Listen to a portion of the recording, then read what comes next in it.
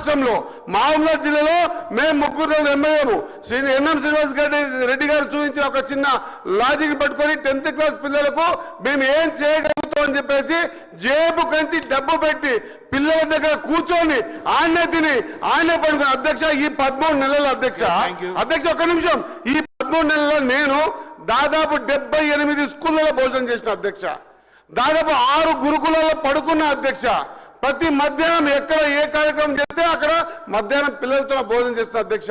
Only paper clippings కోసం ఏర్పాటు చేసి ఎంత పెద్ద రాద్ధాంతం చేశారు అధ్యక్ష.